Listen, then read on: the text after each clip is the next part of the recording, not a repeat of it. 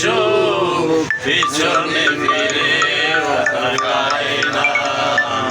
যাদের হৃদয় আছে আল্লাহর ভয় তারা কেউ পথ ভুলে যায় না। আল্লাহর প্রেম ছাড়া এই দুনিয়ায় কারো কাছে কোনো কিছু চায় না, কারো কাছে কোনো কিছু চায় না। দিন কায়েমের পথে যারা অবিচল তারা হলো আল্লাহর প্রিয়জন। বাতিলের কাছে যারা হার মানে না